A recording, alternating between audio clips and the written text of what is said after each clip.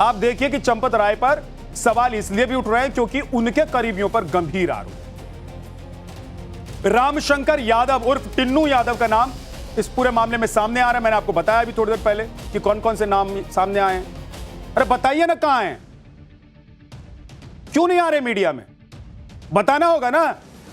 देश पूछ रहा है कि झूठ है तो बताइए कि झूठ है, और सच है तो बताइए कि सच है। अगर इस मामले में किसी ने पर्दादारी की है तो उसका नाम ही बताइए, क्योंकि चोर को तो एसआईटी की टीम पकड़ ही लेगी, लेकिन चोर के ऊपर पर्दा डालने वाले को भी नहीं छोड़ना है। इतना बड़ा मामला हो गया है। आप सोचिए, लखनऊ तक पूरे मामले की रिपोर्ट जा रही है, पूरे देश में हल्ला हो गया, विदेश तक हल्ला हो गया है कि राम मंदिर में गबन हो गया, घपला हो गया, घपला हो गया। सीएम योगी ने तुरंत एक्शन ले लिया, पूरे मामले को मॉनिटर कर रहे हैं, खुद जाने वाले हैं वो अयोध्या। लेकिन देखिए भाई साहब के मुंह से एक शब्द नहीं फूट रहा है कि चंपत राय जी कहां चले गए। ऐसे में यह सही वक्त है जब चंपत राय को सामने आ जाना चाहिए और स्थिति को साफ कर देना चाहिए, उनको बता देना चाहिए, क्योंकि उन्हीं के ऊपर चढ़ावे को मैनेज करने की सारी जिम्मेदारी चंपत राय जी की पर्सन है इस पूरे मामले में। और इसीलिए चंपत राय को आकर यह बताना होगा देश को, और बता देना चाहिए था अभी तक। पता नहीं अभी तक क्यों नहीं बताया। मतलब भाई आपको किस बात का डर है? आपको कोनो बात का डर है क्या? आप काहे घबराए हुए? आप देखिए कि चंपत राय पर सवाल इसलिए भी उठ रहे हैं क्योंकि उनके करीबियों पर गंभीर आरोप।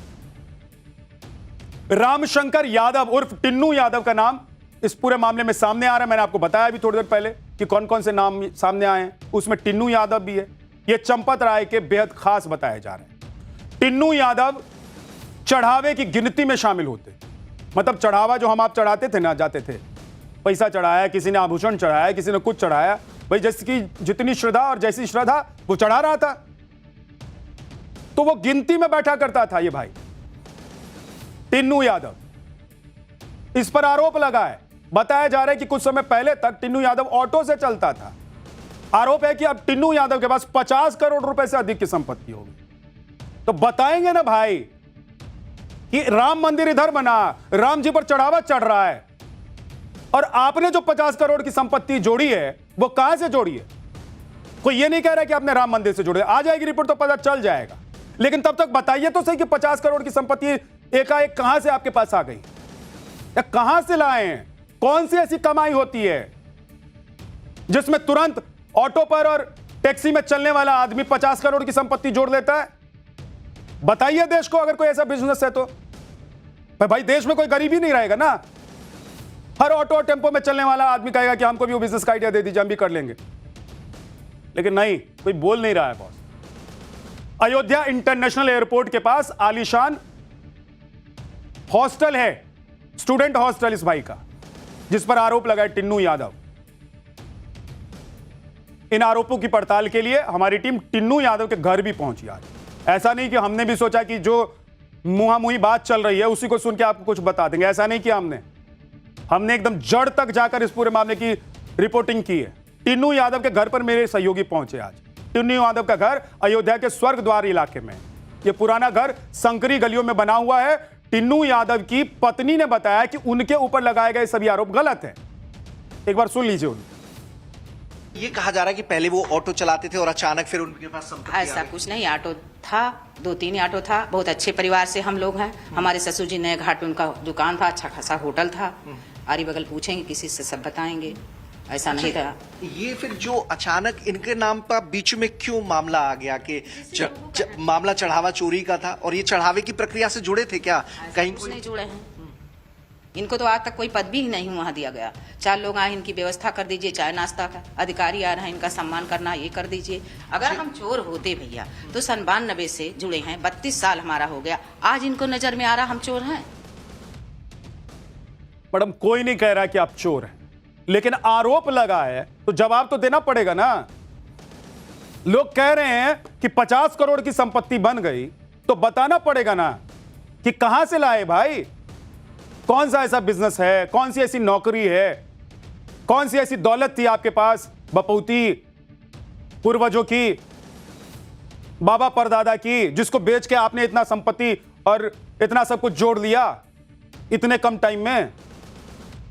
अगर खानदान में पहले से इतनी संपत्ति थी तो उसका भी ब्यौरा दे दीजिए, क्या दिक्कत है? आरोप लगे हैं तो फिर भाई सफाई तो देनी पड़ेगी।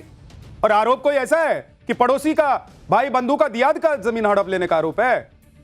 ये करोड़ों सनातनियों, करोड़ों राम भक्त जो हैं उनकी आस्था को हड़प लेने का आरोप है बॉस। इसलिए इसका जवाब देना पड़ेगा जिस जिसके नाम सामने आ रहे हैं। एक तरफ टिन्नू यादव का गलियों वाला मकान है तो दूसरी तरफ यह भी आरोप लग रहा है कि टिन्नू यादव ने अयोध्या के रामपथ के पास बने कई होटल्स में इन्वेस्टमेंट कर लिया हुआ। दावा किया जा रहा है कि इन होटल्स में लाखों रुपए लगाए गए हैं। अयोध्या के रामपथ से हमारे सहयोगी की एक रिपोर्ट आपको दिखाता हूं। तो ये जो इलाका है समझ लेना बहुत जरूरी है। देखिए यहाँ लाइन से आपको होटल्स नजर आएंगे, क्योंकि बड़ी संख्या में लाखों श्रद्धालु, करोड़ों श्रद्धालु हर महीने रामलला के दर्शन करने आते हैं। तो ऐसे में होटल इंडस्ट्री बड़े पैमाने पर यहाँ पर पनप रही है। गेस्ट हाउसेस का धंधा बहुत अच्छा है और इसी को ध्यान में रखते हुए टिन्नू यादव ने अपना पैसा इन होटल्स में निवेश किया था, इन्वेस्ट किया था। 8 से 9 संख्या बताई जा रही है। अकेले टिन्नू यादव नहीं थे, टिन्नू यादव ने अपने एक भतीजे मनीष यादव को भी राम मंदिर परिसर में ड्यूटी पर लगवाया था। वो भी वहां पे कामकाज किया करता था। तो अब एसआईटी की जांच के दायरे में टिन्नू यादव हैं, उनसे भी पूछताछ की जाएगी, उनसे भी पड़ताल होगी और तब जाकर सच्चाई निकलकर सामने आएगी। दावे तो कई सारे किए जा रहे हैं, लेकिन आप इन आरोपों पर टिन्नू यादव का बयान भी आज सामने आ गया। टिन्नू यादव ने साफ किया है कि वो सिर्फ राम जन्मभूमि मंदिर के अंदर व्यवस्था देखते हैं। अगर आरोप लगे हैं तो जांच में पूरा सहयोग करेंगे। एक बार सुनिए टिन्नू यादव ने क्या कहा। कह रहे हैं कि हम सहयोग करेंगे, अच्छी बात है। आरोप लगा है तो सहयोग कीजिए, बताइए भाई, क्योंकि मामला सिर्फ आपका नहीं है, ये दुनिया भर के जो राम भक्त हैं उनसे जुड़ा हुआ मामला है। जैसे राम मंदिर के जो प्रमुख प्रभारी का काम देख रहे हैं, गोपाल राव का रिश्तेदार, उनका नाम भी सामने आ गया है। गोपाल राव के भतीजे हैं सोमेश आनंद, उनकी गतिविधियां भी संदिग्ध पाई गई हैं। बताया यह जा रहा है कि सोमेश आनंद ने एक साल में कर्नाटक सहित देश भर में करीब 50 यात्राएं की। आरोप है कि ट्रेन से जाते वक्त तो उनके पास कई बोलों में लगेज रहते थे, लेकिन जब वो फ्लाइट से लौटते थे तो उनके पास लगेज नहीं होता। फिलहाल सोमेश के बैंक खातों और हवाई टिकट्स की भी स्क्रूटनी की जा सकती। इस पूरे मामले पर संत समाज की ओर से भी बयान सामने आ रहे हैं। कथावाचक देवकीनंदन ठाकुर ने बेहद कड़ी प्रतिक्रिया दी है। मंदिर में चढ़ावे की चोरी का मामला सुर्खियों में आया तो अनिल मिश्रा का लिफ्ट वाला आलीशान घर भी चर्चा में आ गया। सूत्र बता रहे हैं कि अनिल मिश्रा 5 साल पहले तक सामान्य रहन सहन वाले इंसान थे, किराए के मकान में रहते थे, वहीं एक होम्योपैथिक क्लिनिक वहां पर चलाते थे। लेकिन ट्रस्ट में जगह मिलने के बाद स्कूटर से चलना उनका बंद हो गया। साकेतपुरी में करीब 2.5 करोड़ रुपए का 3 मंजिला आलीशान घर उनका बन चुका है, जिसमें 2 लिफ्ट भी लगाए गए हैं। स्कूटर की जगह इनोवा गाड़ी मिल गई। अब उनको प्रॉपर्टी करीब 5 से 10 करोड़ रुपए बढ़ गई है। जांच के दायरे में एक और नाम है, वो नाम है केडी तिवारी का। केडी तिवारी के पास रामलला के दरबार में चढ़ने वाले सोने चांदी की कीमती आभूषण को लेकर उनको संभालने की जिम्मेदारी होती। अब केडी तिवारी इसलिए रडार पर हैं क्योंकि उन्होंने हाल ही में 1.5 करोड़ रुपए की एक जमीन खरीदी, जिसके बाद केडी तिवारी ने एक बयान जारी किया है जिसमें उन्होंने आरोपों से इनकार कर दिया।